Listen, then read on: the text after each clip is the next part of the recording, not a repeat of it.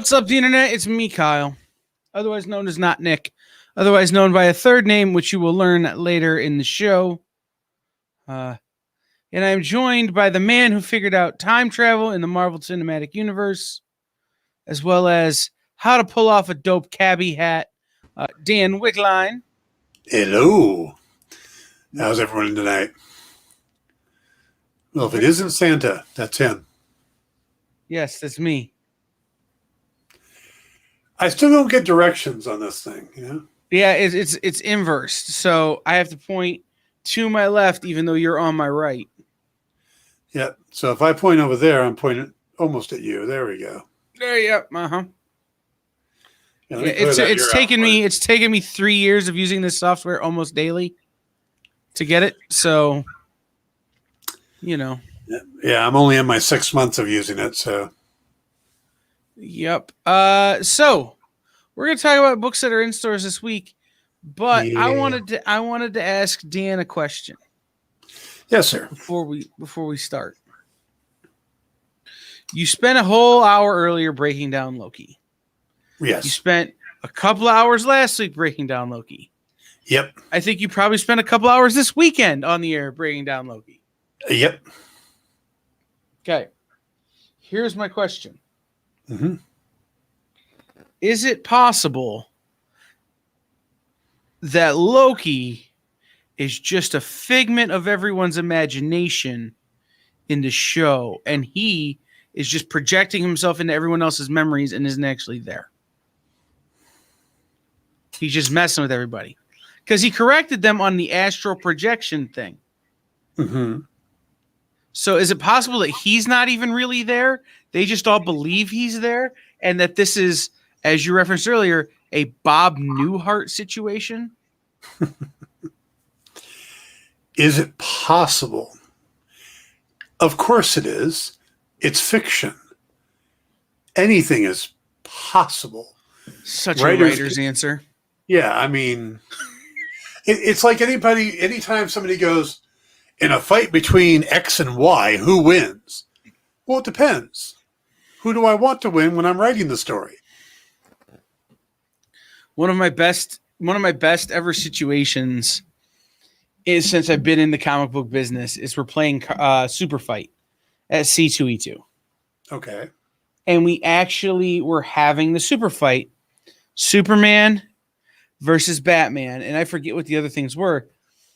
And here, coming through the lobby of the hotel, is Scott Snyder and Greg Capullo. When Scott was writing Batman, and I go, Scott, can you come settle this? And he just walks over and looks at it and goes, whoever I damn well please that day. And just walks away. And Capullo was like, ah, and just walked away. Like, he's right. You know, I mean, that's basically what it is. There's a lot of theories back and forth. Oh, well, if Batman has enough time to prep, and then, and I think the best answer I ever heard is Batman will win because Superman doesn't need to. Oh, that's another writer's answer. I know. But Superman, it doesn't matter to Superman if Batman beats him. But it very much matters to Batman. Yeah, so Pat says that my idea would be the biggest swerve ever. It would. It absolutely would. Loki just being a projection or a illusion. Yeah. But you would think the fact that he actually had the thing on his neck would be a sign that he was there. But then again, you know. Maybe he's just playing into their delusions. Yeah, it's possible. But I don't think the audience would be happy with that.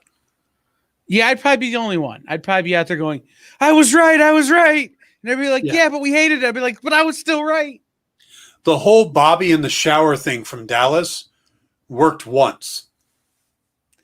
And after that, anytime they did that whole thing, it was a dream, became a cop-out. That's a deep cut. I mean, it's like St. Elsewhere. Or was that St. Elsewhere that was that too? The Snow Globe? Yes. Yeah. Yep. Newhart. There've been a few since then, but the thing is that when Newhart did it, it was all a dream, but they went back to another show. They went super meta to pull that off. Sure. And Bob Newhart's humor is super meta anyway. Right. So yeah, that's why I think he's hysterical. Yeah. Plus, the fact is, with Newhart, it didn't matter. No. And did you know Bob Newhart was like best friends with Don Rickles? Yes. Yes, Don Rickles. Like, can you see super dry Bob Newhart making jokes, and then the opposite of dry Rickles? Oh yeah, yep. Don Rickles was the guest host on the Tonight Show one night, and Newhart was the guest, and Rickles broke Johnny Carson's cigarette box.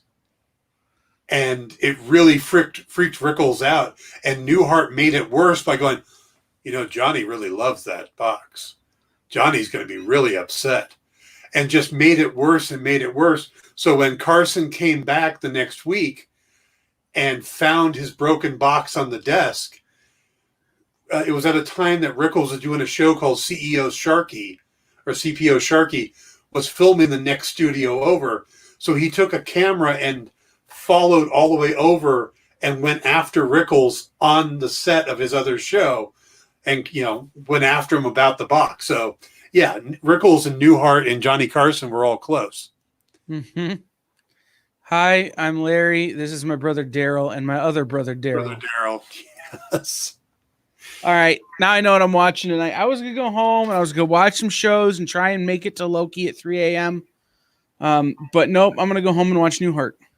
Mm-hmm. Okay, let's talk about comics. All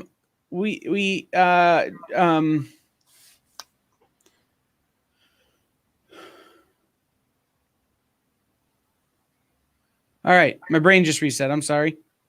Kyle's a little tired today because he found out he has an alter ego. Yes, I found out I have a second job, another job. And we'll talk about that later when we talk about that book. But let's start. We normally start with Marvel or DC. Yes. Let's start with everything else. All right. So, let's be honest though, and tell people that there was a mistake, and we're winging it. There's a little bit of a kerfuffle. Yes. Yeah. There's a little bit of a kerfuffle. Normally Dan and I coordinate lists. Yeah. Normally, what happens is I put together a list, I send it to Kyle. Kyle has his list and he pulls all the images so we can do the show. But somehow when I put in new comics for 6/23/2021, the website I pulled them from gave me next week's comics. So I sent a lovely list of books for next week's. So from the good side, I got less work to do next week. Show prep for next week's done. Yeah. I mean, I've already got all the images pulled and everything. Yeah, we're set for that. I'm going, every one of these books comes out 6:30. Yep. And I double checked and I typed it in right. It was just the website was really screwed up. So I won't trust that website anymore. But so you should use the website I use. Which one do you use? LeagueofComicGeeks.com and then Previews World. Okay. So I use Previews World to get my list, and I use LeagueofComicGeeks.com to get the images. So a little bit behind the curtain there. Yeah, we're going to be winging it tonight. And by winging it, he means in every sense except for the one where I get to eat chicken wings during the show. Yeah, there's no chicken wings coming. There might be pizza. I mean, I could arrange for it. I think Kyle ordered pizza earlier, and I believe I'm going to have pizza after the show. My nephew takes care of Tuesday night's dinner, and he always orders pizza. I already ate the whole thing. Okay, let's start here with. Sometimes I wonder how many people tune in for the actual Comic Talk, and how many people just tune in for you and I bantering. I'm relatively sure Pat is here for the banter. But we'll see. So let's start here. This is from our pals over at Zenescope Entertainment. This is Tales of Terror Quarterly Game Night number 1, written by literally everyone. Ralph Tedesco, Joe Brucia, and Dave Franchini, with the cover by Igor Vitorino. It's all fun and games until someone loses an evil spirit.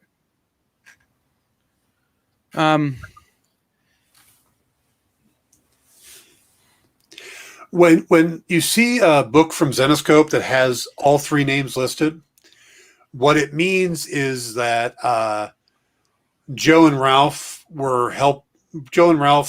and Dave plotted it together, and most likely Dave is the one that scripted it. So that's, Joe and Ralph really plot out a lot of the Zenescope books, and then they bring in a writer to actually do the scripting. I like that. So games have been around since the earliest of mankind. We have always been drawn to them, and they have become almost ritualistic, sitting around with family and loved ones, following the rules, laughing, enjoying, and declaring victory. But when longtime friends get together for a night of presumed fun and games, they'll find out that not every game has a winner. It's like when my family plays Uno, someone always winds up bloody. Be sure to not to miss out on the 72-page Game Night, deadly enough for the whole family to enjoy. It's so we could talk about the comics, but Dan, does your family have a go-to game when you would get together and like play? Is it? When I was younger, the adults always got together and played Pinochle. Shoot a little Pinochle. I've been there, done that. Yeah, and I grew up and finally figured out how to play and would play Pinochle with the family. We didn't do a lot of board games. We used to do Monopoly, but it always caused a big family fight. And my mother basically said the only time we could play Monopoly if she was out of the house. So, in my family, Uno is cutthroat. Yeah. Like there have been more than several times where someone's wound up bleeding over a game of Uno. Because, you get down to Uno and you drop that wild draw 4 on somebody and, they get angry and now there's silverware and cups flying and it gets ugly. Now, as you can see on over my shoulder here, I've got a shelf of games. There's another shelf below it with a lot of board games, but I don't have a lot of the classics. I mean, I've got Risk, but I got the Marvel Cinematic Universe version. I've got 2 versions of Clue, one being the Dungeons and Dragons themed one, those kind of things. But I got a lot of Kickstarter games too that are really cool, the Dresden Files game, Red Sonja. What was the other one? The Lovecraft themed one, Reanimator game, both from Dynamite. Yeah, I wound up with a lot of the party style games, so Super Fight. A game called Red Flags that we all love to play. Skybound games, really. I've got the new one, where you're coming up with movie plots. Mm-hmm. Pitch Storm. Yeah, Pitch Storm. I love that one. Mm-hmm. Played that. Probably the most recent game I played was that with my with a couple friends here at the house. So they told me I can't play anymore though because I'm a writer. Well, the best game I have, my favorite game to play right now, is it was a Kickstarter from the guys who created Homestar Runner, Trogdor the board game. Which if you remember Trogdor the Burninator, it was a thing about draw a dragon, and he drew something called Trogdor the Burninator. And it had this whole story, and then they made a board game out of it that's just dumb fun. You don't got to try real hard. It's just stupid. Yeah. It's a lot of fun. One of the most fun games I played, did a game night with a bunch of friends, and we did something without any kind of game. It was basically everybody sat around, and you would write something out, like a phrase, and you'd hand it to the person next to you, and that person would have to draw a picture in having to do with that phrase. Then the paper would go next to them, and that person would have to come up with the phrase based on the picture, and then back and forth until you get all around. It was like 9 of us, and you get your paper back in the beginning, and you see what the final picture is, and you try to figure out, or the final phrase, and you try to figure out how that equates to the original one. You just see what a train wreck it becomes when you get it translated from word to picture, back to word, back to picture. Yeah. There's a great one out there if you're looking for something really fun to play that doesn't take any time at all or trying, called We Didn't Play Test This at All. Great. And there's another one called We Didn't Play Test This One Either. And Liking there are it cards already. in it like, if your name's Joe, you win. Like, so you can literally draw the first card and win. Yeah. Or go around the circle and have everybody pick puppies or no puppies. Everyone who picks puppies is out because the puppy mauls you to death. Everyone who picks no puppies is still in. You know, it's just dumb. Super fun, though. All right, let's Okay. move on from game night at Zenoscope. All right. Although I would love to play some of these come up with wild idea games with those guys. A book that I'm sure is going to be incredibly popular this week, Spawn's Universe #1. So this is the Todd father. Todd McFarlane, Steve Segovia, Marco Takara, Jimmy Chung, Brett Booth covers. So basically, Todd announced that he is starting a whole new universe for Spawn. There will be other characters in this universe and things like that. So, including a brand new Spawn title that's never existed before. So this is the kickoff of that. You have is it Devastator? Destroyer? Starts with a D. I think it's Devastator. Devastator story that's co-written between Todd and John Leguizamo, who played him in who played the clown in the Spawn movie. Yep. Then Highly there's underrated another movie, by the way.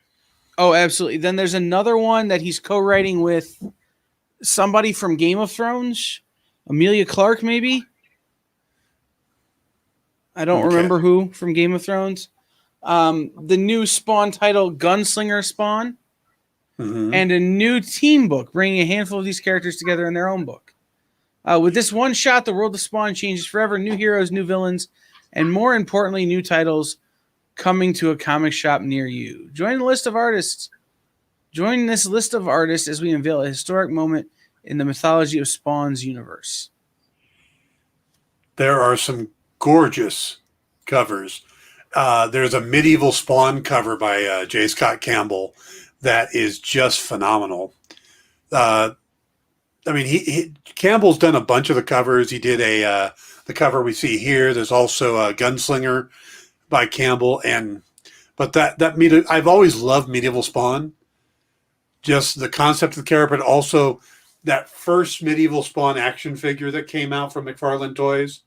How you could pretty much just slice your hands open on the spikes because it was just so, just the spikes were so sharp. But yeah, I've always loved the character of medieval Spawn.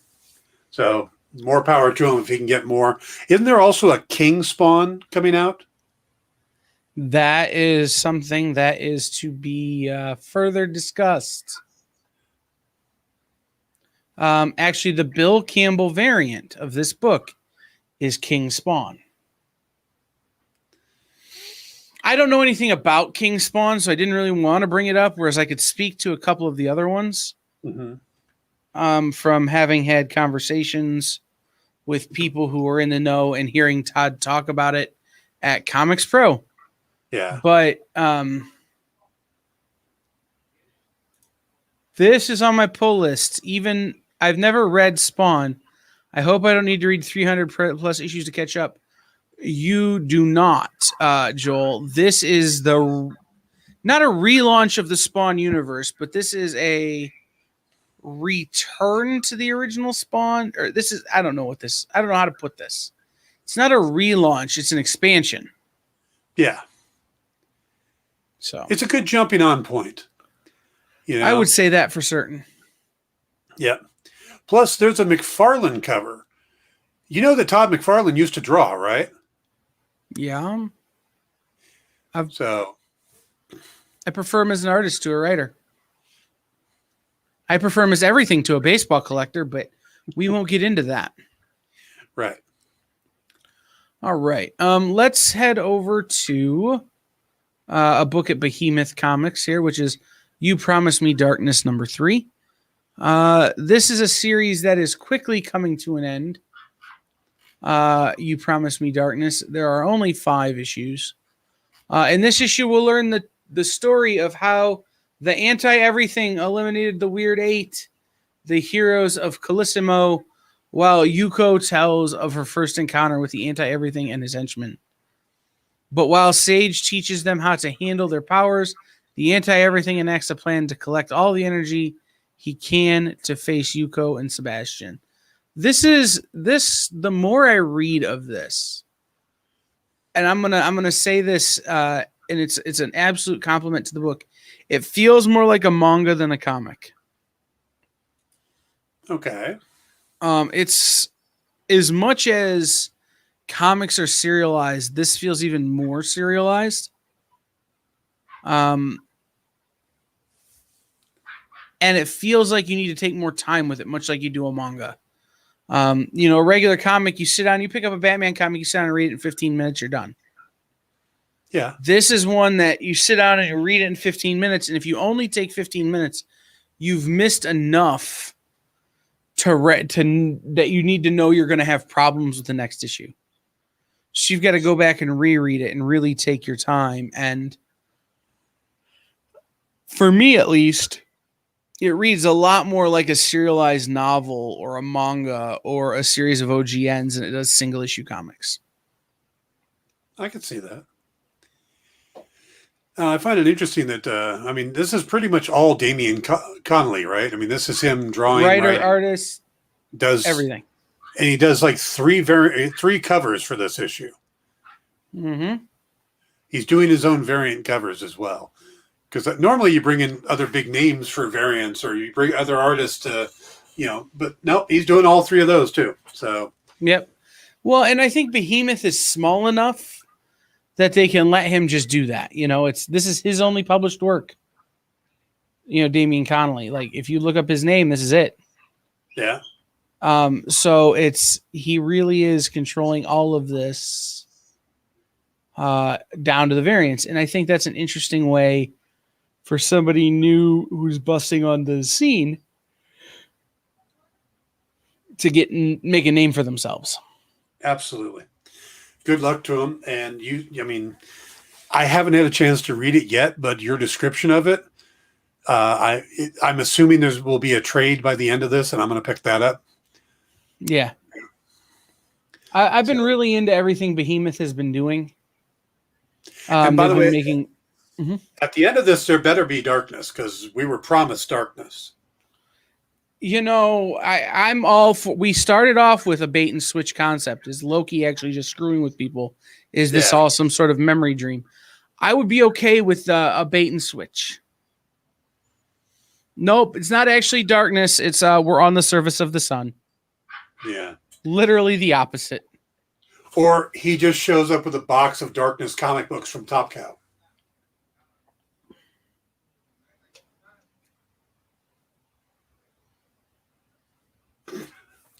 Okay, I just broke just broke Kyle there, so I was about ready to move on to another book, I was gonna go talk about Valiant. Vietnam War number 4? Vietnam Horror number 4, exactly where I was gonna go. Yeah. This, of course, is another book from Behemoth. It's intended for mature audiences. It says, after arriving to find the entire encampment is engulfed in flames, Adrian looks to find any survivors. Soon he'll find one, but what's left of him might have already been lost. And just outside of the encampment awaits the demon of the mountain, ready to pursue them at all costs. This is Massimo Rossi and Vito Coppola. And Vietnam Horror number 4. So the thing about Vietnam Horror is, I think it's funny that it's Vito Coppola. But I wonder if it's not Coppola,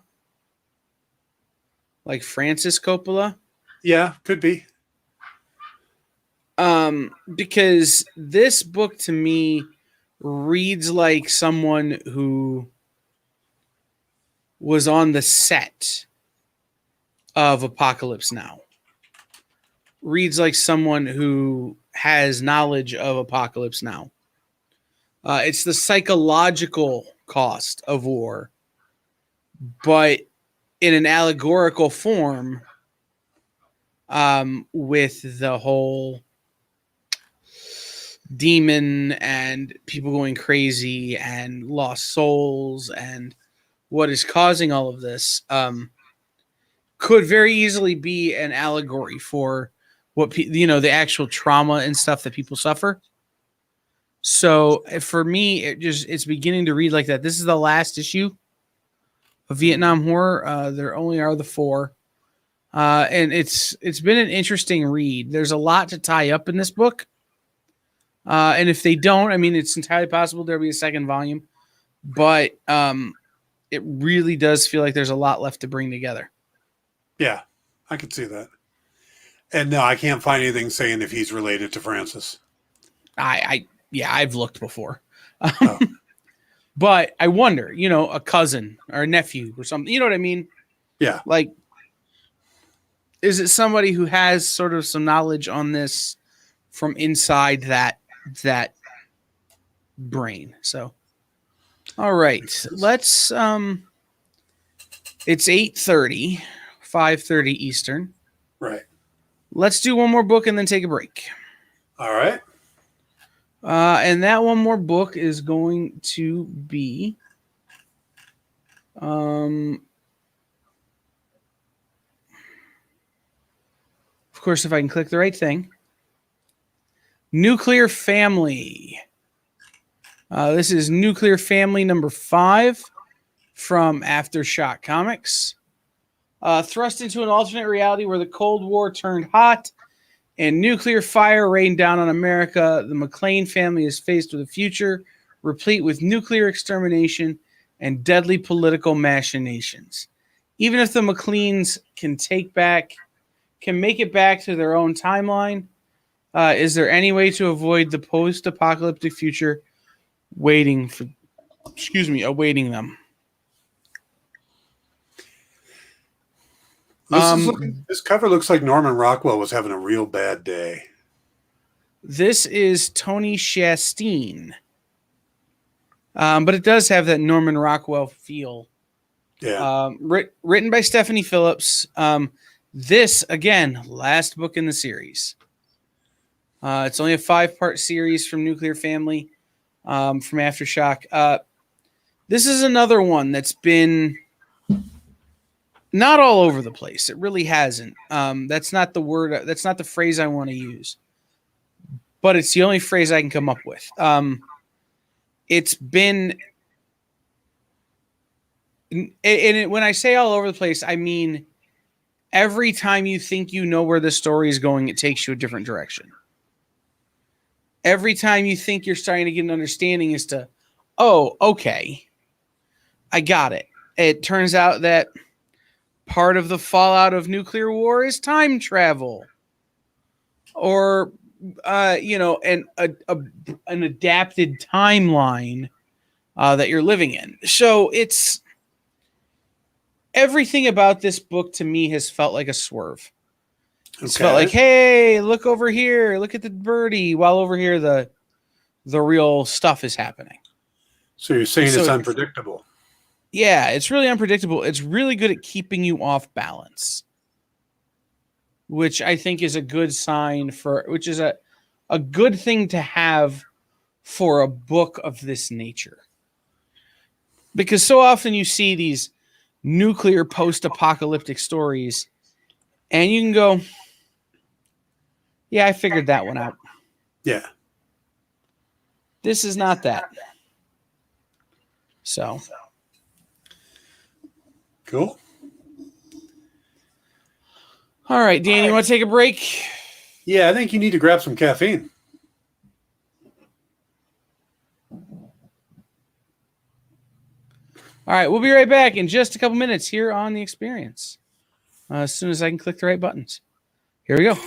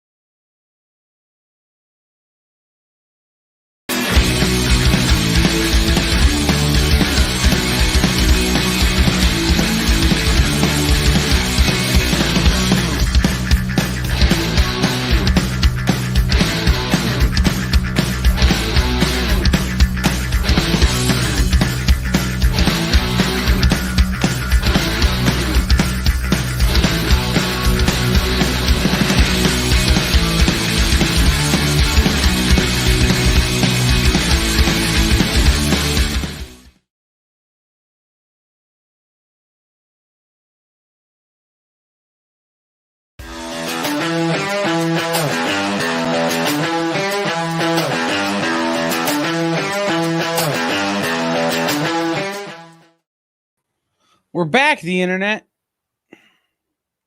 That doesn't mean we necessarily know what we're doing, but at least we're back. And I am joined, as always, by Dan Wickline.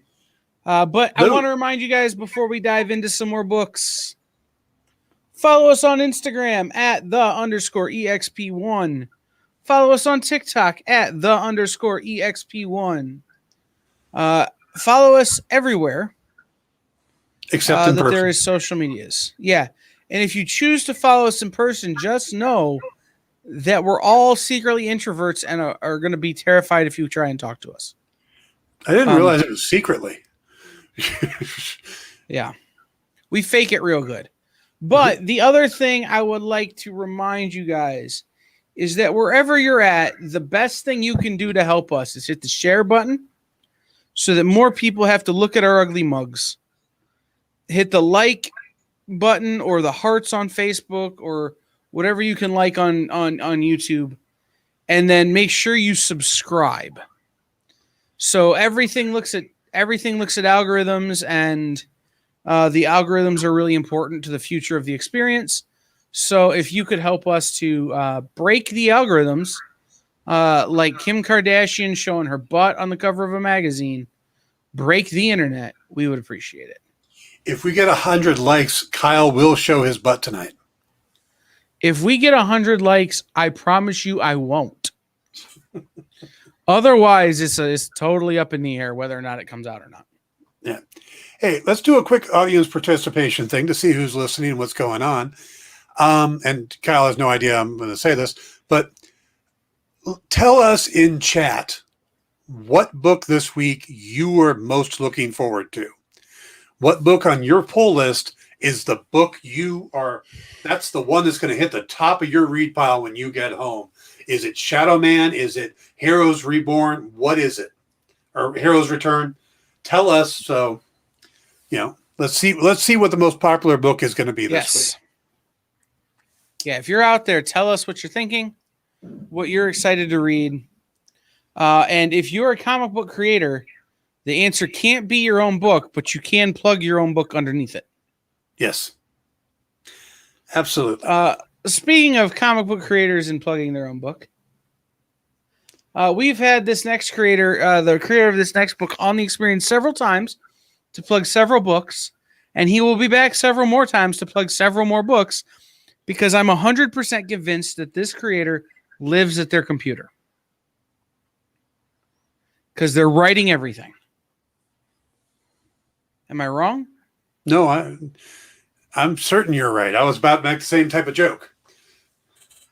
This is Shadow Man #3 from Valiant Comics. And, of course, the Inhuman Cullen Bunn. Yep. There are more Bunn stories out there than than you see at a 4th of July barbecue. Okay, there's more Bunns. Every time I turn around, I'm looking at a new book. Oh, that's a Cullen Bunn book. Oh, that's a Cullen Bunn book. And they're all horror themed. I mean, this guy must have I'm lost. Hello. Because I had to go away for a second with that joke. He must have more nightmares that he then put on paper than anybody ever. I mean, he's constantly. But I got to tell you, I am loving this Shadow Man series. We're 3 episodes in. John Davis Hunt's art on this is absolutely gorgeous. It's not the style I'm used to coming out from Valiant. They're going a little different in some of their choices, but I'm really enjoying both the artwork on this book and the storytelling. This next issue, it's kind of a world tour going on for Shadow Man. He's traveling the country and hunting these demons that they're starting to break through from the the other side. And this next episode, they go to Barcelona, so Spain, which is going to be interesting. And Shadow Man has to face demons from both his past and his present, and he's going to take on The Undertaker. Now, I'm fairly sure we're not talking about the WWE wrestler.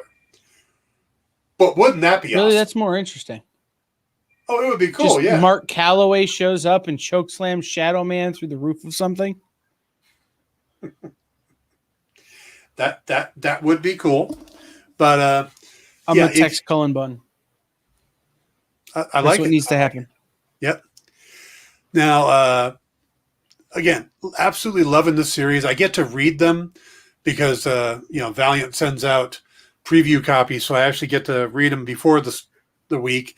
And just again, every time I'm happy as hell to get this book because it has been a lot of fun.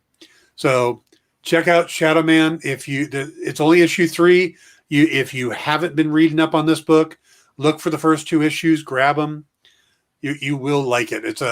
It's horror superhero. It's kind of that nice combination there. So take a look at I that. love the solicitation on this one that says, "What is your darkest secret worth? Shadow Man must face demons from his past and demons of the present as he encounters the sinister Undertaker.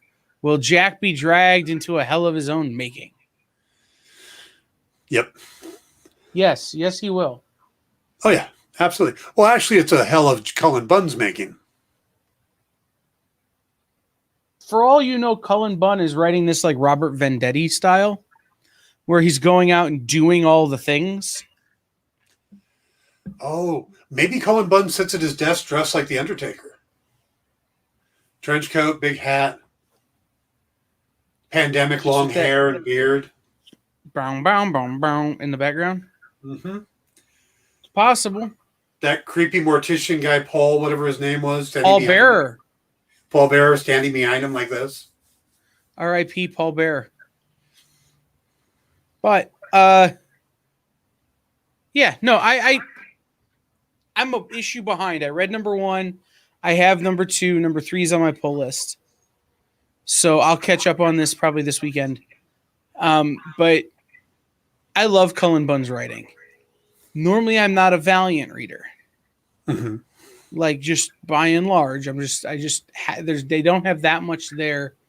Or they haven't had that much there that has really enticed me since Matt Kindt left Exo Manowar. Okay, fair enough. So for me to pick up a Valiant book, it has to be the writer who's on it or the artist who's on it. And when they said Cullen Bunn on Shadow Man, I'm like, put it on the poll. I'm back. So yep, I'm very excited to read this one. And there's 4 very cool covers. So you've got this cover by John Davis Hunt. There's a Henderson cover, a Tyler Kirkham cover, and also there's a pre-order bundle edition, which plays. That's Robbie Rodriguez. Yeah, which plays up on the musical aspect. Of course, Jack Boniface comes from New Orleans, the musical scene down there. So, yeah, loving this series. And the Henderson cover, too. What's his first name? That's a creepy cover with him tearing through to see himself. Oh, Erica Henderson. So, yes. I quite like the A cover here. Yeah. The one that we're showing. But the Tyler Kirkham one is totally creepy, and the Robbie Rodriguez one is really nice. Yeah. Let's head over and do some Image books real quick. All right. We have Shadecraft, number 4. Again, this is one of those that if I'm talking about a number 4 issue, there's something interesting about it. And in this issue, Zadie discovers the truth about Shadecraft and about what happened to her brother Ricky a year ago. Can Zadie pull off a desperate gambit to get her brother back? And does he even want to come back? So the thing about this, right, is that again, this is a truly unique story. It's not something I've heard before. It's not something I've read before.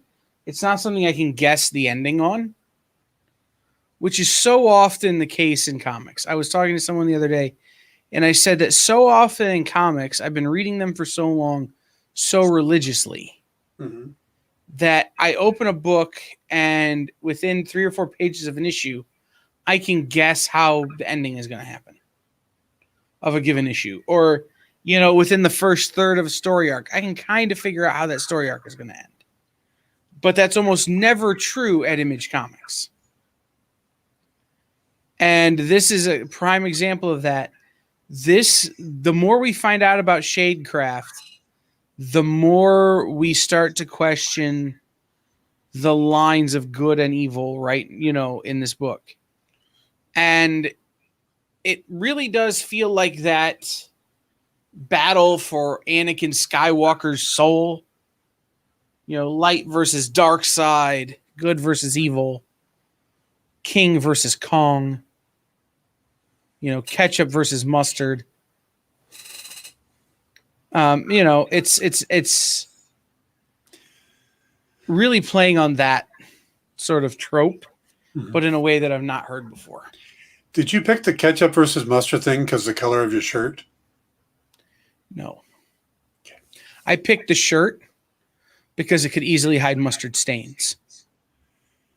I've met me. And then you ordered pizza. I did, but that wasn't why I bought the shirt. Pizza had nothing to do with why I bought the shirt in the first place. Okay. Thought you meant you picked it today. No. I picked it today because it was clean and tomorrow's laundry day. By the way, if you missed Shadecraft number 3, there is a second printing hitting shops tomorrow as well of number 3. Yes. They've had to reprint several issues here. It's only a 5-issue arc, so you can still jump in and get on it.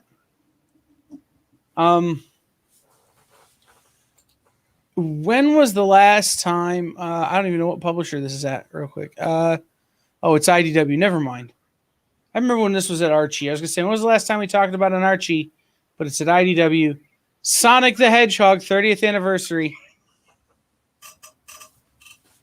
And y'all, this book is speculator hot. After 30 years of going fast, it's time to celebrate the speediest hedgehog of all time. It's an unbelievable birthday celebration for Sonic the Hedgehog with his first classic Sonic special.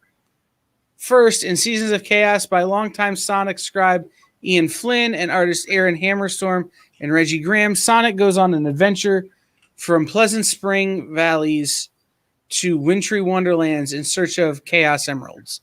But Sonic's not alone. With a little help from his friends Miles Tails Powers, Knuckles, and Echidna, Amy Rose, Mighty the Armadillo, and Ray the Flying Squirrel, they'll race, fight, and fly their way to victory against the baddest of baddies. Then, in Dr. Eggman's birthday, the vile villainous Dr. Eggman takes center stage in a story written by New York Times bestseller Gail Gilligan, who wrote Babysitter's Club. And how does the bad doctor celebrate an occasion? Only his badniks know for sure. Finally, in Title TBD XXXXXXX, written by the hosts of My Brother, and Me, The Adventure Zone, and New York Times bestsellers, The McElroy Brothers, grab a slice of chili dog cake and don't get left in the dust on the most way past cool book of the year. You had me at Armadillo. Mm-hmm. But so the reason this book is speculator hot is you've got a Babysitter's Club cross-in, you've got a Babysitter's Club writer, and then My Brother, and Me is one of the hottest podcasts going. Huge subscriber numbers, wildly popular. And this is they've not done a licensed property before. Those guys are not known to write licensed IP. So it's interesting development on that front. Mm-hmm. Your store probably didn't order enough. I'll be real honest. Sonic wise. All right. We'll go back over to Image. All righty. And we'll talk about vinyl number one. Did anybody in the comments, that's watching this read Plastic? Dan, did you happen to read Plastic? I did not. Plastic was messed up, man. Okay. And this is from the same team that wrote that. Plastic is a story about a retired serial killer who fell in love with a blow-up doll. And the blow up doll gets captured, and in order to get his love back, he goes back to his old job, doing killing people in order to get her back. Okay. The kidnappers force him to kill people. This is the return of that creative team. Plastic creators Doug Wagner and Daniel Hilliard return with Eisner Award winner Dave Stewart for an unsettling tale of psychopaths, sweet love, and a serial killer named Walter. When Walter's best friend, the FBI agent charged with his capture, is kidnapped by a death cult of all-female sunflower farmers, Walter finds himself deep within the underground labyrinth filled with secrets and monsters. But are there monsters more horrific than his? Hang on. So this story is about a serial killer whose best friend is the FBI agent who's chasing him. And when that FBI agent gets captured by a death cult, the serial killer goes in to rescue him? Yes. That's awesome. And remember, the death cult are all female sunflower farmers. Not sure how that works in, but okay. Well, they're probably hippies of some kind, which is interesting. Yeah, yeah. But I like the idea of what would in my mind, this is what would Hannibal Lecter do for Clarice? You know what I mean? Oh, see, I hadn't even thought about him actually being captured. I thought it was a friendship thing from him sending letters to the guy every time he kills somebody, and they just become, It might be, but it's if that's your only human contact is the guy who's trying to chase you down. Yeah. If that's your only friend, the only person you talk to that in any way is like your equal or, your only human relationship, what would you do to protect that person when they get totally kidnapped by some weirdo sunflower farmers? That would be like the Joker going to rescue Batman. Right, but what's more terrifying than sunflower farmers? I'm not sure how sunflower farmers are terrifying. Like, they have bees and lots of pollen. They'll make you sneeze until you can't breathe. This may be a personal thing for you, bud. Yeah, no, I don't like sunflowers or sunflower farmers. We have several sunflower farms. We have several sunflower farms around here.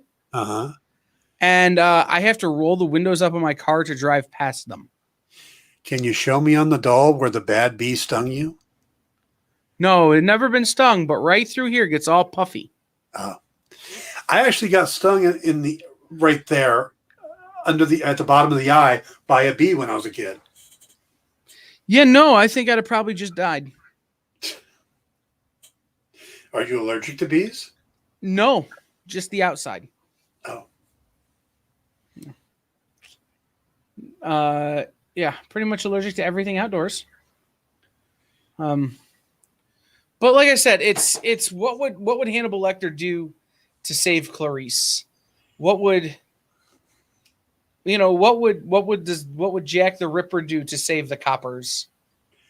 Abercrombie. I don't know. Detective Abercrombie. Oh, that was his name? Mm-hmm. Was his partner's last name Fitch? No. It was Freddie. What's Freddie's last name? I'm going to have that song stuck in my head, though. Okay. Summer Girls by LFO. Because it's an Abercrombie and Fitch joke. Yeah. All right. Okay. Couple more indies, and I think we're done. Should be able to get through them. Aberline, not Abercrombie. Detective Frederick Aberline. Well, there you go. Yeah. Make short work of these next few, or at least two of the next three. TMNT 118. You are a dedicated TMNT guy, aren't you? I really am.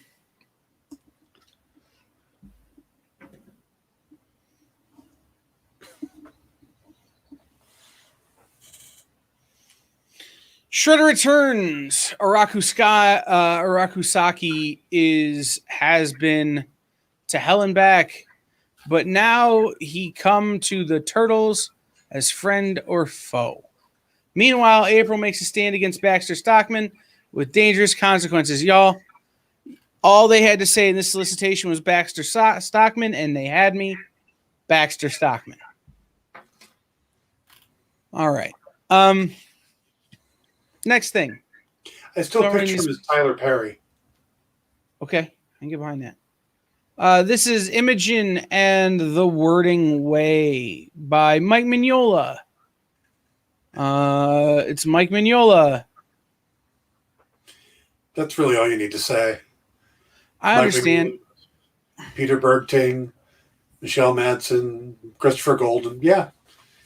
I'm in. Mm-hmm. Yeah.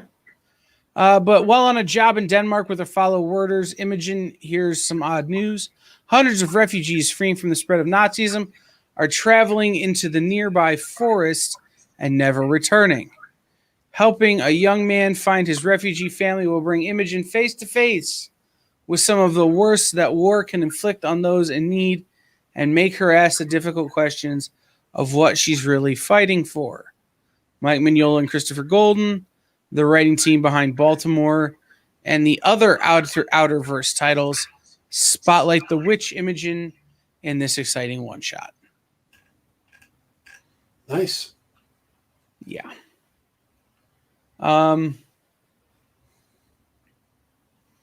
Modern Frankenstein.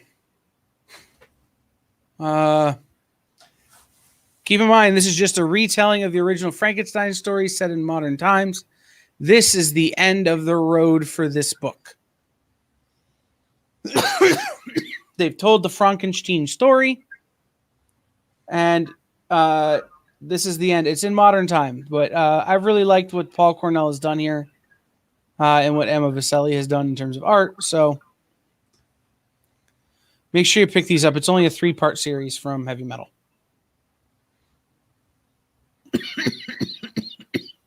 Excuse me. I'm choking on my own lack of caffeine. Mm-hmm.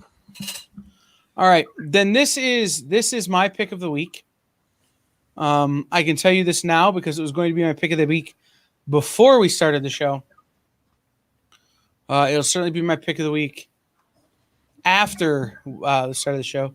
This is MFKZ from Behemoth Comics, Fubrak, and 619 Studios. The Netflix distributed hit movie by Studio 4C, who did Batman Gotham Knight and The Animatrix, comes to comics with an oversized #1 event. Jump in the unique world created by legendary artist Run, following Angelino and his flaming skull pal, Vins, who live in a gang and cockroach-infested dystopian metropolis called DMC, a city that hides secrets even weirder than its inhabitants. So this is based on an already existing movie that's available on Netflix. So this is actually coming backwards, and that movie is actually based on a French manga. So it's a French manga, then a movie, then a comic. Do we know what the MFKZ stands for? I have an idea. Like the last 2 words are kill zone. What does MF stand for, Dan? Well, I think the first word might be mother. And the second word might have something to do with the utensil with which you use to eat spaghetti? Yes. Yes. I believe it's mother forking kill zone. Okay. So, you know. Yeah.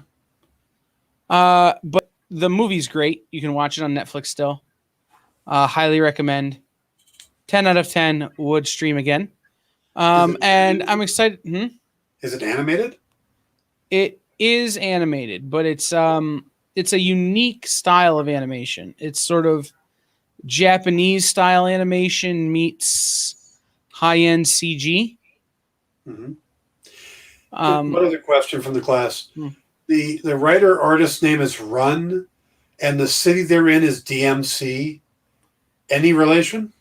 No. In fact, the big person who's behind this is our friend Kevin Rodatelli, who's appeared on Miss Jen's Monday shows to talk about books pretty regularly. And Kevin is one of the muckety mucks at Behemoth. Run is not Rev Run. It's also not Daryl McDaniels, even though there is a new Daryl Makes Comics book coming out. No, it's not related to either of them. Had to ask. I understand because I had that question too, but no. Okay. Cool as that would be. Yeah. All right. So, guys, that does it for the indie small press portion of the evening. We're going to take another quick break here on The Experience, and we will come back with the big two, Marvel and DC. Yeah, not him and I, Marvel and DC. Well, we're the big two. Yeah. They're the big two publishers. We're the big two people. True. So, I don't know. I'm running out of caffeine. I got to get another Monster to get me through the second hour of the show. Wait, that seems unwise. That seems unwise. Yeah. All right, we'll be right back, guys. I got to figure out how to stay awake, and Dan has got to come up with better material to keep me from falling asleep. Be careful what you wish for. It's going to be better than Barucci. We'll be right back.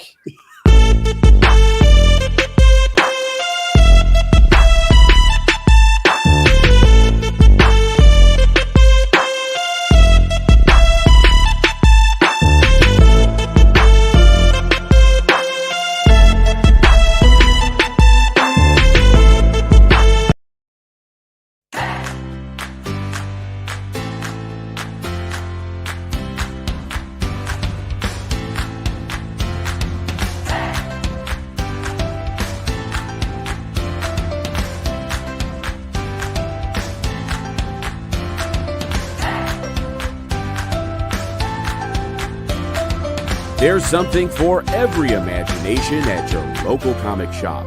Visit ComicShopLocator.com to find a store near you.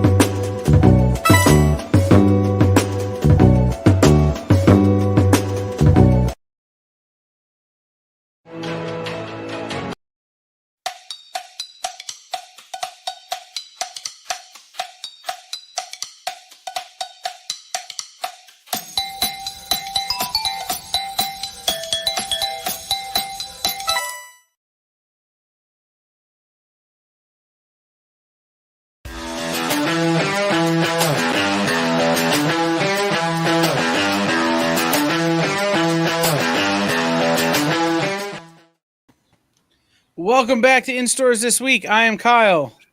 That person is Dan. Well, that person is Anthony Mackie. That person is Dan. This is a microphone. And I was really hoping I could switch to Diet Pepsi for the second hour of the show.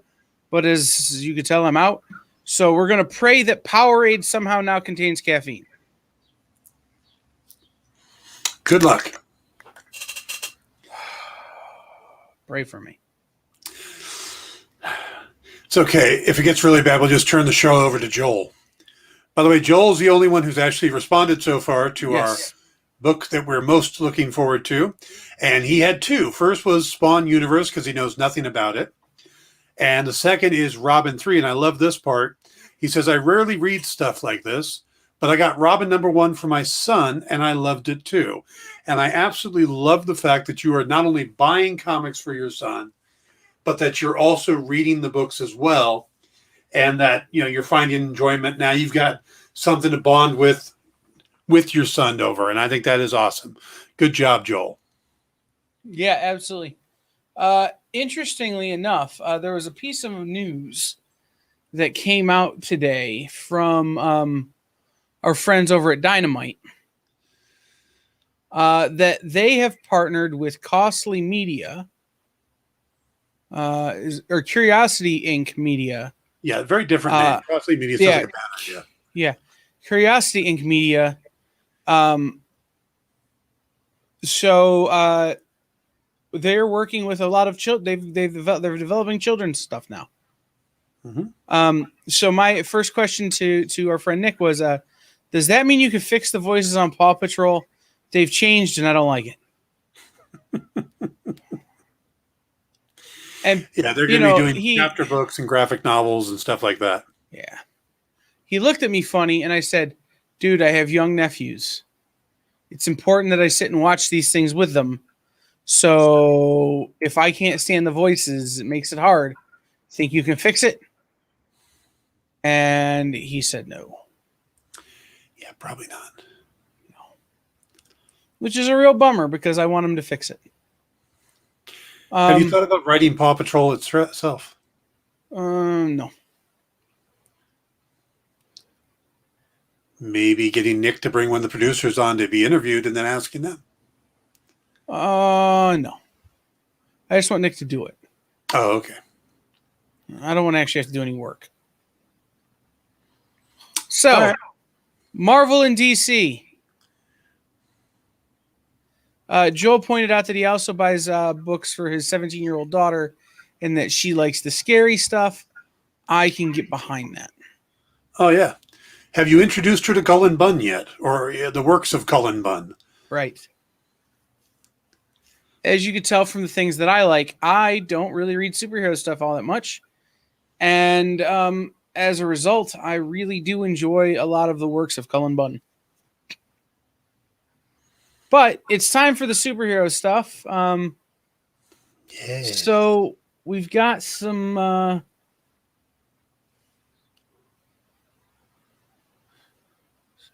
8, 9, 10. All right. Maybe you're going to have to do some quick legwork here because I see 10 books left on the list and only 9 notes. So All we'll right. figure that out. Unless, is this? Oh, okay. Never mind. We're good. I have 9 notes and 9 books left. I just forgot to cross out the Spawn. So you want to start with Marvel or DC, Dan? Let's go DC. All right. So let's start here with someone who, similar to Cullen Bunn, usually writes creepy stuff or stuff about World War II. Yeah. Garth Ennis. Yeah, and he's teaming up with the amazing Liam Sharp, who's had the two of them have had this great run, first on Wonder Woman, then Green Lantern, and they did some Batman. Just phenomenal. And now they're working together on Batman Reptilian. This is #1. This is when strikes fear into the heart of those who terrorize Gotham. It used to be Batman, but something far more frightening than a mere man stalks the shadows. And it's after Gotham's villains. How savage must a monster be to haunt the dreams of monsters? Pick up this dark and bone-chilling tale by comics legend Garth Ennis and Liam Sharp to find out. Looking at the cover, you get that feeling it's Killer Croc, but it's got to be something more than that, right? Right. It's certainly not Killer Croc. Yeah. I don't believe it is. I think it's something more like Serial Killer Croc or Axe Murderer Croc. Yeah, but it still seems like it's got Killer Croc involved. Yeah, I mean, what other reptiles are there in the Batman universe? True. You know, Maybe Robin spent too much time in the sewers? Hey, maybe this is Jason Todd. He's come back as a lizard person. Maybe Kirk Connors has come over from the Marvel Universe. Possible. Do you know those damn multiverses? Yep. But what's hysterical is that this book is coming out this week, and I'm friends with a publisher, not Nick, on social media, and we're personally friends. And he posts a picture this weekend of him on vacation with 3 people: Brian K. Vaughan, Garth Ennis, and Liam Sharp. Mm-hmm. I know who you're talking about. I've seen that picture. And I'm going, and so I sent a text to Miss Jen going, "Hey, do you think that person could get us Liam Sharp for your show on Monday?" And she goes, "Do you really want to disturb their vacation?" I go, "Well, if I don't get one, neither should they." But it's just funny how tight Liam and Garth are. Like, they go on vacation together. Yeah. You know, with a publisher friend who they're also very tight with. And then they just happen to meet Brian K. Vaughan, like, and he's there too. Like, okay, sure. But if a bomb were to go off, like, I'm out of the comic book industry. And everybody I like is now gone. So, you know, it's like, this is bad. You guys need to not vacation together. It's like Designated Survivor, man. Yep, I said that to the publisher friend. I go, next time, can you designate a survivor, make somebody go to, like, you know, Nebraska? Yeah, I'm sorry. Garth and Liam aren't allowed to travel together anymore. Yeah. Right. Also, the variant cover is Cully Hammer, who's also part of that group. Yeah. There's also a Bill Sienkiewicz variant. Oh, I haven't seen that one. I've seen the Cully and the Liam. Do you think Cully Hammer has ever worked with Cullen Bunn? Because I think that'd be kind of a neat name thing. All right, we've talked about Cullen Bunn a lot. It's time for me to tell my Cullen Bunn story. Please. Here in Toledo, we have a world-famous restaurant called Tony Paco's. You may know it from the show MASH. You may also know it from Chili Dogs. But one of the things that's really famous about Tony Paco's is that when celebrities come in, they have them sign a hot dog bun. And they put it on the wall. It has been my goal since I got into this business to have Cullen Bunn come to town and sign a hot dog bun. So it's a bun signed by Bunn.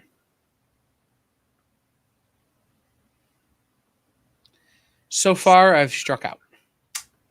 Okay. Do they have comic writers on the wall? Their definition of celebrity is pretty loose. Oh. So the local weatherman shows up and he's probably signing a bun. Yeah, Dan, if we showed up and showed them the YouTube page, we'd sign a bun.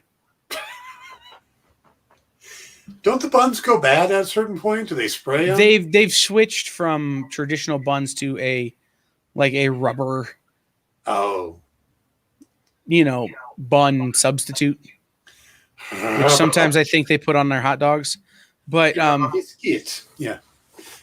It's like a foam thing now, but they still do it. Like, you go in the original, you look at the big wall, and there's every member of the cast of MASH has signed a hot dog bun. There's one, like any politician that comes to town signs a bun. Doesn't matter what political affiliation you have, you sign a bun. Major sports stars, actresses, actors, singers, mobsters. They used to, I don't know where it's at now, but they did have a John Gotti hot dog bun. Interesting. So, yeah. So here's the Bill Sienkiewicz. Yeah, I'm thinking this involves Killer Croc somehow. Yeah. Or his nephew. Yeah. All right. We move on from Batman Reptilian. Before my reptilian brain kicks in, I literally just dropped my mouse on the ground. So we're going to have to switch to the backup mouse and pick up Infinite Frontier #1. I will take this one and you can get your mouse. I got backup mouse. Okay. This is Joshua Williamson and, ooh, what a name, Zirmanico. Plus cover by Mitch Gerards. When our heroes save the multiverse from Perpetua in Dark Knight's death metal, everything was put back where it belonged, and we do mean everything. All the damage from all the crises were undone, and heroes long thought gone returned from whatever exile they'd been in. Most of them, at least Alan Scott, the Green Lantern from Justice Society of America, has noticed some of his allies are still missing in action, and he's determined to find them. There are others, though, who would rather remain hidden than explain themselves, like Roy Harper, aka Arsenal, a man who should be dead but now is not. Plus, what does all this mean for the DCU's place in the multiverse? On opposite side of the dimensional divide, both Barry Allen and President Superman ponder this question, not to mention the dark side of it all. And dark side is not ending the cruisers, but the big monster guy, a big bad guy, or a team of multiversal heroes called Justice Incarnate. Justice Incarnate sounds rather ominous, you know? It does. Yeah. This is, so basically they undid all the crises over the years, and there's been a lot of them. There's a, Crisis on Infinite Earths, Identity Crisis. I mean, just over and over, they've been doing all these crises. So now if everybody's back, that's going to be kind of messy. How you doing over there, bud?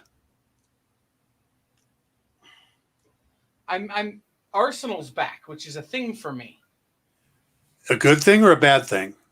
A thing. Like, I wasn't gonna. Okay, I'm gonna be honest. I wasn't gonna pick it up.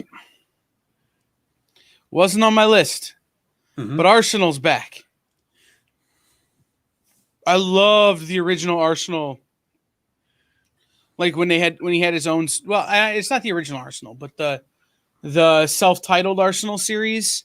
Yeah. That came out in the early 2000s. I freaking loved that book. So if Arsenal's back, I got to add this one to my list. Plus, Cameron Chase shows up, which is another character I find interesting. The High Father from Earth Prime. Jade and Obsidian. I've always liked Obsidian. Back in the Infinity and Corp days. And Alan Scott. I've actually been looking more and more into Alan Scott and Jay Garrick, and I have a story idea I'm wanting to pitch to somebody. I just got to find someone to pitch it to. You're going to want to pitch it to Marie Javins. Mm-hmm. But also Jay Garrick is Best Flash. If Nick is out there somewhere, he's screaming at the TV. No, he's not. Yeah. But yeah, the original, before Carmine Infantino messed him up. Yep. Nick's trying to get on the show. I got my mouse back. Just so you guys know, I use this big kind of wheelie ball mouse. And you dropped and I did. And the wheelie ball went into the other room. It went far. So, just par for my day, everybody. All right, let's move on to another book that I thought, Dan showed it. Dan likes characters like this. Checkmate number 3. Yeah. Dan likes the slightly obscure. Well, yeah, and again, Infinity Inc. You got Mr. Bones right there. It's true. The dark forces of the Leviathan have torn through the DC universe, and now no one can be trusted. No one, not even the person writing to you about this book. That's why you find out in Justice League number 63 that Green Arrow has been secretly funding a group called Checkmate, because not even the Justice League itself can be trusted. The mysterious Mr. King has helped Green Arrow assemble the greatest team of super spies the world has ever seen. Lois Lane, The Question, Robin, Steve Trevor, Manhunter, Bones, and Talia al Ghul. And that's a bad writing. They will have to outsmart the smartest people in the world before they destroy everything. Plus, a new mystery character is tiptoeing through the shadows. They call him the Damon Rose, and he is hunting Lois Lane right under Superman's nose. It is an all-new, spine-chilling thriller from the Eisner Award-winning team of Brian Michael Bendis and Alex Maleev. Okay, so that's the team from Daredevil for a long time are over here now playing with some of these cool characters. Yeah, you had me at The Question and Green Arrow first thing, right, but throwing these other characters. Superman, Talia al Ghul, and Robin. Yep. Come on. Well, now. It depends on which Robin. That's fair. I'm a fan of Dick Grayson. I'm a fan of Tim Drake. I'll put up with Jason Todd. Don't even talk to me about that little whiny kid. I want to kill people. I'm the best. Yeah, shut up. But I like that Bendis is playing with. Man, we're getting really bad echo. Let me try a thing here because this is gonna make me nuts. So I like that. Can you hear me? I can't hear you all of a sudden. Let me fix this. Let me turn this back on. Can you hear me now? I can't hear you. I broke it. I'm going to go out and come back. But I like that Bendis is playing with street level characters. That's what I was getting at. Dan can talk about this for a minute. I'll be right back. I'm assuming you guys can hear me. So, yeah, street level characters. First thing, we definitely need more of The Question. Mr. Bones is a fun character to play with. Lois Lane, Steve Trevor. People forget that Steve Trevor was a spy. So that's another fun character to bring in. Plus, Green Arrow is funding all of this. This is a very Batman-like thing to do. You know, and Green Arrow was originally the Batman clone until they broke him, until Dennis O'Neil fixed him. By the way, Nick Barucci chimed in, though he is listening to the show and about us talking about The Flash. Yeah. And Joel says, also, my son loves the whiny kid. No. Batman didn't have a son. Jeez. But yeah, this is a whiny kid. They were talking about Nick. Oh. I really look forward to this series because I love these characters. A chance for, again, The Question, Manhunter. Manhunter's another character that Mark Andreyko did some great work with and then is just kind of slipped to the side. So these are some great characters that need to be spotlighted again, you know, mixed in with, like, how often do we get to see Lois Lane outside of Superman? You know, she's always tied to Metropolis. So I really like the concept of this idea. As do I. It's part of the reason why I picked it this week. When I was, going through these things, I'm like, this looks interesting. It's not normally something I would be into, but it looks like it's got the makings. Oh, yeah, absolutely. So let's go from here to here. Mr. Miracle, The Source of Freedom, #2, written by Brandon Easton. Yes. After the shocking events of issue 1, Shiloh is suddenly on the run from a powerful new enemy who believes the Mr. Miracle mantle belongs to him. Or belongs to them. With his career in shambles, his apartment destroyed, and no real understanding of what's happening, Shiloh must fight his way out of an unwinnable situation and track down secrets held by his mentor and friend, the first Mr. Miracle, Thaddeus Brown. I can't think of anybody better to take over the Mr. Miracle story after Tom King than Brandon Easton. Yeah. Yep. I think Brandon is just getting more and more popular. His writing is phenomenal. He is super talented and is starting to get more and more chances to show that off. Yeah. You know, and he's somebody that the both of us have been endeavoring to get on the air to come and talk to us about his stuff. But he's so busy, and that's great. Yeah. I think we've got it narrowed down that I'm going to interview him on a Saturday morning and record it. And we're just trying to figure out which Saturday now. It's going to be like 10 a.m. to 10:45. He's that busy that we're really having to break it down that much. We could do 3 15-minute interviews on non-consecutive Thursdays over the course of 6 months, as long as they're no more than 3 minutes a question. Yeah, I have to pre-send them the questions through smoke signals, but only on non-windy days, you know? Right. Yeah. And you know what? That's great. I love when we're working, when we're booking guests for things and they're like, look, I want to come on and do the thing, but I've also got like 9 deadlines. And you're like, well, best worst problem in the world. Exactly. Get through your deadlines and call me. Mm-hmm. We'll talk then. Like, make your product, make your books, because I'd rather you make books than talk to me. So, yeah. No, Brandon is absolutely a wonderful guy, and we will get him on the experience, hopefully as often as possible. But, I got to follow up with him, make this happen. I got to talk to him too about coming on BCU. But that's going to be a tough fit. So we'll make it work. Yep. All right. So check out Mr. Miracle, The Source of Freedom, #2.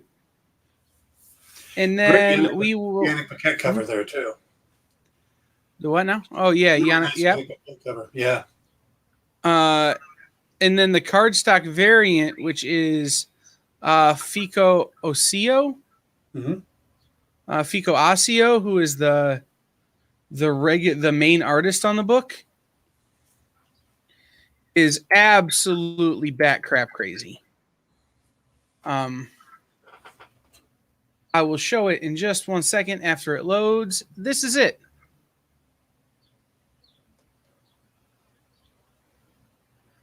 Dan is frozen in shock at the cover. It's so beautiful. I think it's a great cover. It is. I like the shattered glass look thing, where it looks like, him with the mask on and him without the mask on. Yep. So,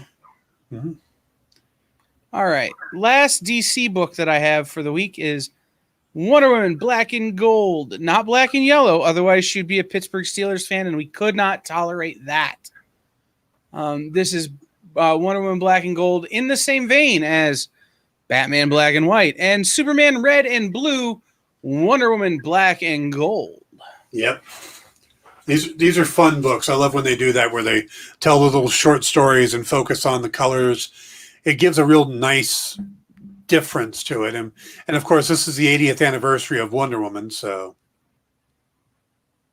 I just go ahead. So writers John Akuti, Nadia Shamas, and Becky Cloonan. And the last one is the one that got me. AJ Mendez, who some of you may know as the wife of pro wrestler CM Punk and former pro wrestler herself. Okay. New York Times best-selling author, AJ Mendez. She's a former pro wrestler. Her husband, CM Punk, has written for Marvel. Oh, I've heard of CM Punk, but yeah. She is married to him. She was a professional wrestler herself and has been breaking into comics for a while now, but she had a New York Times bestseller with her own memoir. She was known as AJ Lee when she was a wrestler. and she's working with Ming Doyle on a story about traveling back to Themyscira for a tense family reunion. You've got art from Ryan Sook, Ming Doyle, Morgan Beam, covers from Jen Bartel, Yannick Paquette, Sandra Hope, David Mack, Josh Middleton, Ramona Fardone, Warren Liu, and Carla Cohen. I love the Yannick Paquette cover. The look on her face and the way he worked the gold in with the black and white is a gorgeous cover. It absolutely is. Yeah, they're all great. Yeah, but just in time for Wonder Woman's 80th anniversary, DC Comics proudly presents a new anthology series starring the Amazon princess embellished in the color of her famous lasso.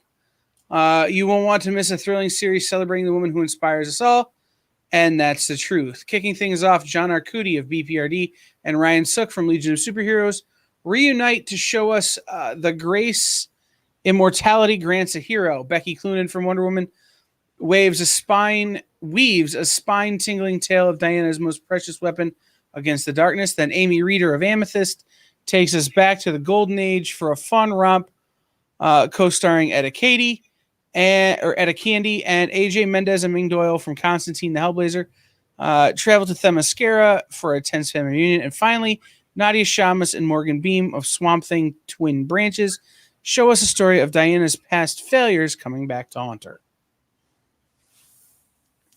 So, as a wrestling fan, AJ Lee, yay! Didn't even know that when I picked this book. But also, like, Wonder Woman is as hot as she's ever been outside of comics, and despite the movie. Wonder Woman 1984 for a great many was a letdown, but that has not slowed the popularity of the character. Right. Is kind of the big point I'm making here, which is to say that she is as popular as ever, and people are as interested as ever to hear Wonder Woman stories. So. Absolutely. All right. It's that time for us to take a little break and come back, and we will talk about Marvel.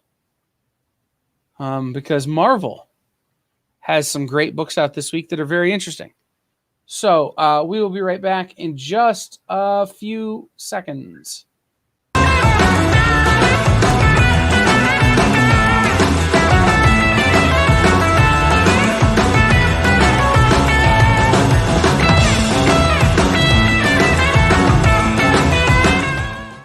To be continued.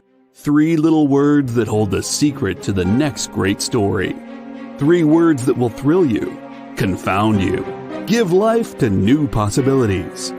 Every variation of To Be Continued is a promise of adventure, a promise of excitement, a promise of unseen wonders and unexplored worlds. A promise that every issue you read makes you a part of a never-ending journey. And behind every page, there will be an unopened door waiting for you. This story to be continued at your local comic book shop today. Visit comicshoplocator.com today.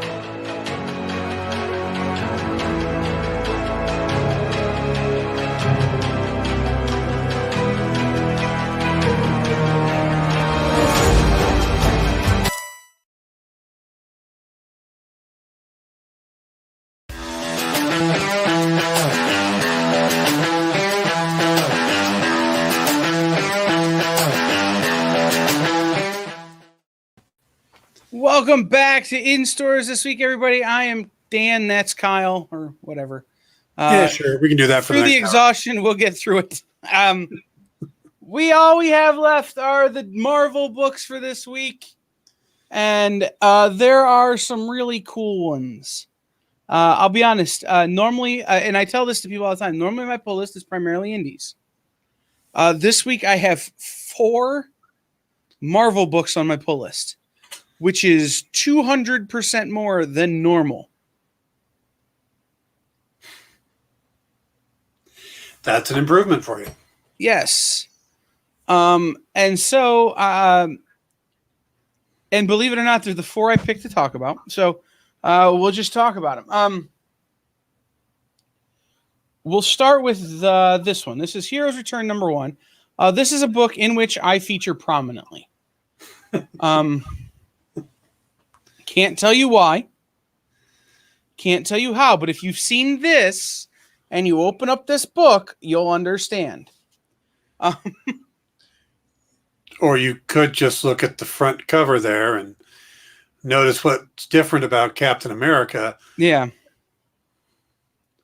Yeah. Yeah. I am Captain America. For those of you who didn't know, that is my day job. I do this at night. Mhm. But no, Heroes Return is the follow-up to the Heroes Reborn mini-series that has been happening that I have been unhappy with. However, having read it all, knowing that this book was coming, I want to continue to give it an opportunity because Jason Aaron, Ed McGuinness, Jason Aaron, Ed McGuinness. Jason Aaron, like, okay, name 2 more people I like. Okay, Mark Morales is the inker, and you've got your cover artist, or the variant cover artist that I picked up is Lionel Francis Yu. So, I've been loving this series so far, so I'm really looking forward to seeing how it all wraps up. This has been a fun series, getting a chance to see the Squadron Supreme kind of take center stage. Mostly, it's been a good hit run for me.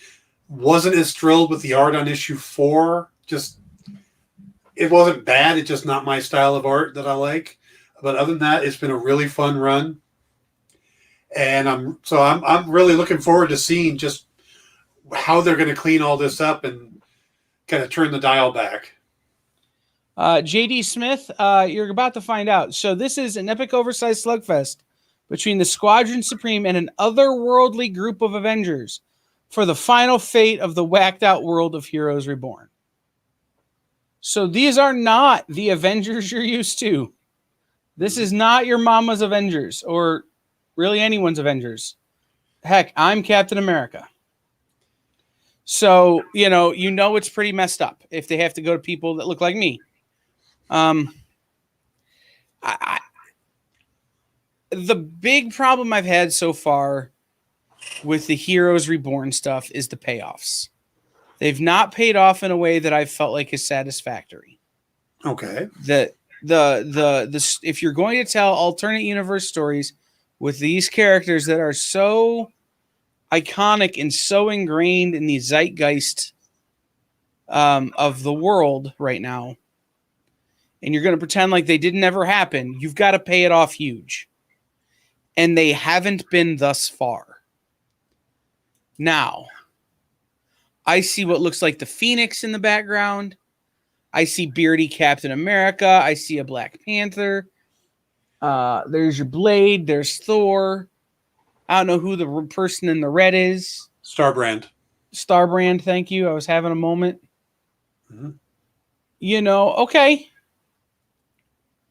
This is a group that could pay it off in a big way. And I'm good with that. I'm good with that as my option. And I really like the Patrick Gleason cover, the Stormbreakers cover. That is just phenomenal. Yeah. I mean, they're all, every cover for this I think is really good. You've got a really cool Ronin, or that's Ronin, or it is Blade. Yeah, you've got a really cool Ronin action figure variant from JTC, John Tyler Christopher. You've got an Ed McGuinness 1 in 25 variant that's a really cool version of this A cover, but kind of inverted. So I'm here for it. Let's see what happens. Yeah. And you may love the wrap up of it, you know? It may be exactly That's what I'm saying. They got to bury it deep, though. And I think they've set themselves up with this book as having a chance to do that. Yeah. All right. Let's go to a number 2. Fantastic Four Life Story number 2. These life story books have been really good. Spider-Man Life Story was really good. Mark Russell on Spider-Man Life Story or Fantastic Four Life Story number 1 was fantastic. The story of the Fantastic Four's lives in real time continues. Set in the 1970s, the heroes struggle to find their role in a rapidly changing world. Sue continues to fight for social causes, while Reed becomes increasingly obsessed with preparing for the impending arrival of Galactus, creating potential between the four. Sure, Galactus is coming. We don't really need to solve all the social issues. He's just going to eat the planet. No, yeah. But also, Sue and Reed seem to maybe need a little bit of couples counseling. And that's okay too. The ACO variant. That looks like a 1970s movie poster. I was just say it looks like a Grateful Dead poster. Yeah. Really cool cover. I can get behind that. These life stories have been fantastic. Not just because they're the Fantastic Four, but even the Spider-Man ones. I wouldn't say those were spidery. I would say they were fantastic as well. So, Mark Russell doing a really good job here. Yep. I concur. I think it's a great run. Looking forward to see what this issue's got. All right.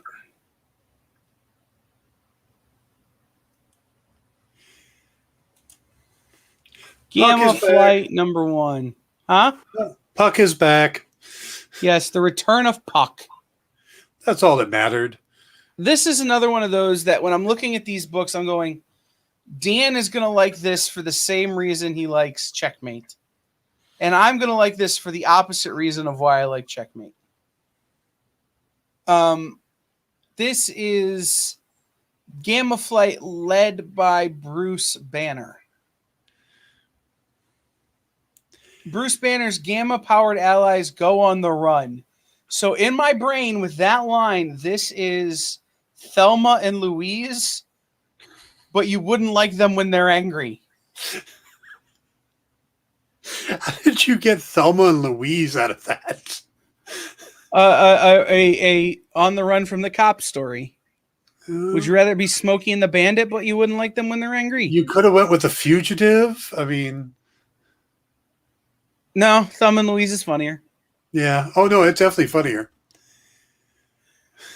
So, Puck, Absorbing Man, Titania, Dr. Sasquatch, and Dr. Charlene McGowan, and a horribly changed Rick Jones are fugitives from every known authority. So, it's actually the Blues Brothers, but you wouldn't like them when they're angry. That's it. It's the Blues Brothers.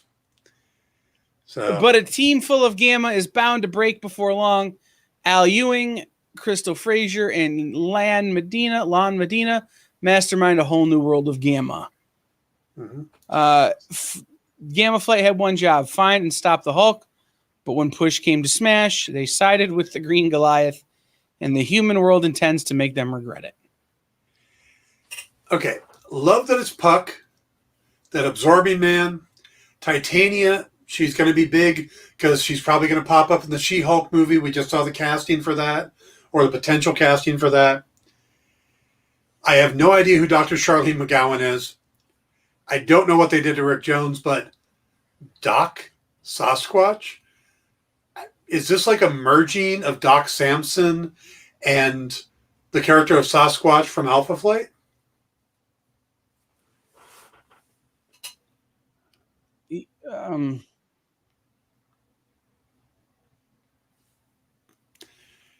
Yes, it's Leonard Samson.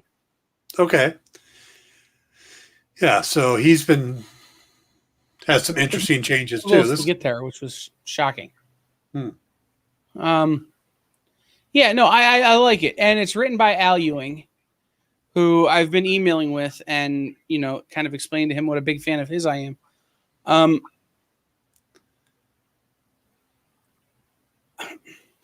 Written by Al Ewing. So you've got gamma powered everybody else. Crusher Creel is an ally, serial murderer around 2009. Yes. Rick Jones is a Hulk again. Yes. Ugh. Wrong. But this is an interesting team. This is an interesting direction to send an already interesting team. And eventually, they're going to have to run into Wolverine. Probably. They just have to. It's the only way it makes any sense. Yeah. So when that happens, then what? And I just want to throw out for you guys to look at. It's the Kara Andrews variant, which I ordered. It's the 1 in 25 for this book. Oh, yeah. Yeah, I had a feeling this is the one you were going to pull up. Where the wild things are. I like that Puck's on Sasquatch's back. Yep. Right? Yep. That's so fun. So we'll throw that out there for you as well. I think it's a book worth taking a shot on.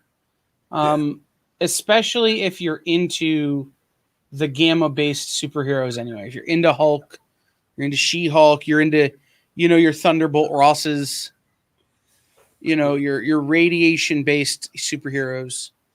I think this is going to be a fun read. Yeah, all the variants are pretty interesting. There's a Pacheco cover that's a connecting cover.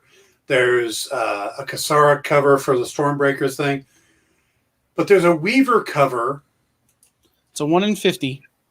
That I'm trying to figure out. Dustin Weaver, is that what Rick Jones looks like now? Is that who we're looking at? Lord, I hope not. I don't want to look at that for 5 issues. But that's a wild cover, man. Yeah. Not going to put it up. It's too disturbing.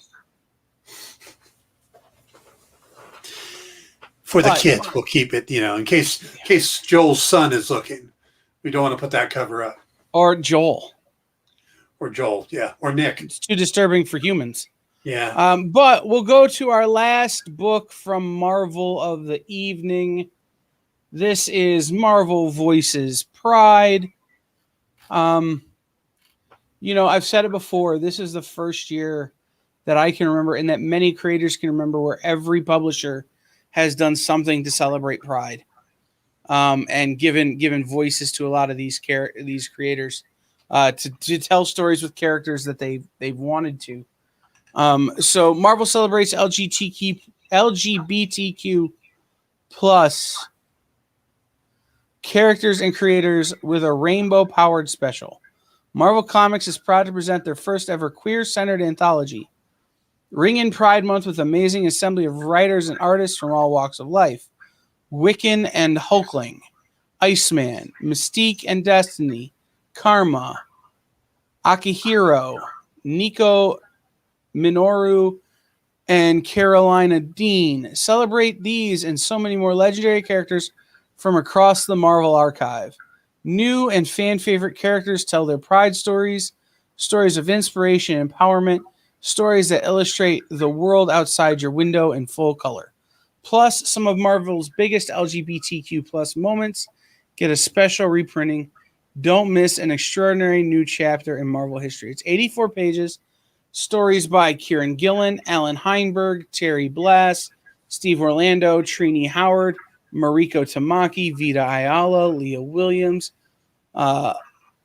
Lila Sturgis, Anthony Oliveira, Crystal Frazier, and J.J. Kirby.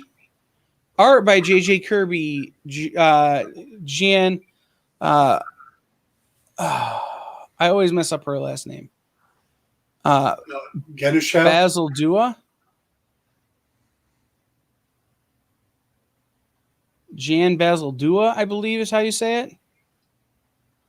Jim Chung, Chris Anka, Oliver Copiel, Jethro Morales, Derek Charm, Joanna Eastip, Javier Garone, Claudia Aguirre, Jen Hickman, Bethany L. Williams, Samantha Dodge, Luciano Vicheco, and there's a whole bunch more here who did variants, who did covers, who did coloring.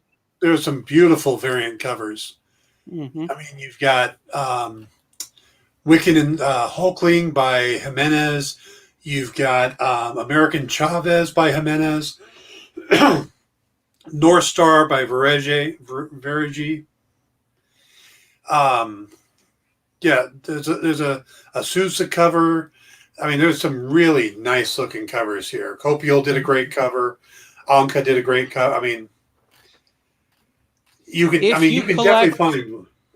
So, little insider info. If you collect first appearances, pick this up. From talking to Steve Orlando, essentially what he told me is that when he was approached about doing this one and the DC book, he told them he would do it so long as he could create characters that would be new and would continue beyond these books. He did that in the Marvel book and he did that in the DC book. And in this book, he brings back a character who's been gone for a long time with reinventing themselves and a new name. Who would that be? Spoilers. Who did he create in the DC book? I honestly don't remember. And I would remember if I wasn't as exhausted as I am, because I just read that book yesterday. But it's one of those situations where someone is adopting a new name because their old name no longer represents who they are. Which is an interesting story to tell. So props to Steve Orlando. Yeah. So pick this one up at your local comic shop. It's 84 pages. All right. So if you don't know where your local comic shop is or you don't think you have one, head over to comicshoplocator.com, type in your zip code, and there will be a list of comic book stores there for you to find. Where you can visit. If you can't find a comic book store or there isn't one near you, tune in here on The Experience, and we will be glad to help you. So many of our hosts and sellers on here are local comic book shops who would love to have your business and would take really good care of you. So make sure you do that. Also, follow us on TikTok and Instagram at @the_EXP1. Sign up for the mailing list on comicshoppingexperience.com. And tune in tomorrow where Dan tries his hardest not to spoil Loki until Thursday. Dan will be... Mm-hmm. Joel had a question. You can get it through Amazon. I'm not sure why Diamond doesn't have it for reorder. I will check with Top Cow on that, on the freeze. But yeah, you can get it through Amazon. So, go for that. But I will check with Top Cow to see why Diamond doesn't have a reorder version of it. It might be that they're running low on stock and we don't have, just what's available at Amazon, stuff like that. But I will find out for sure. Yeah. The other thing you might consider doing, Joel, is I know you work with, I know one of your local comic shops is the Dr. Christy Blanche. Maybe reach out to her, see if she's got it or can get it. Try reaching out to some other folks, see what they can do. I know when I had my store, I kept copies on the shelf. But sometimes when it's hard to get copies for the shelf, you have to do what you have to do, And that's why the Amazon is great for that. Yeah. Now, we cover a handful of books here each week, but it's not even a tip of what a portion of what comes out. I mean, you can look just this week. You've got Dynamite has Vengeance of Vampirella 19 and Red Sonja 28 coming out. DC has a ton of other books that we didn't get a chance to talk about. Action Comics 1034. You've got Batman Detective 1038. You've got Robin #3 that Joel is going to get for his son. Boom Studios, there's a new Dune House of Atreides Volume 1 coming out. Power Rangers is coming out this week. Something Killing the Children, number 17. IDW has got some books for children, Chained to the Grave, and a Captain Marvel book for kids. Star Trek Year 5. I mean, there is just a ton of new books coming out. So if Kyle and I didn't hit the ones that you're looking for, just, there's a lot more. There's another Black Hammer Reborn coming out this week. Or so the way I pick my books are they're books that are on my pull list. They're books that most of the books that I bring up generally are books that I'm buying. And that's why I like to talk about them, because they're books I have knowledge of or plan to read. So, I don't read everything. Can't read everything. Used to try to, and that way lies madness. But, especially if we don't cover it, that doesn't mean anything. It just means we only have 2 hours to do this. And tonight my ADD was strong. Yeah, we pick up as many books as we can. We cover. I like to pick books that are a good jumping in point if you don't.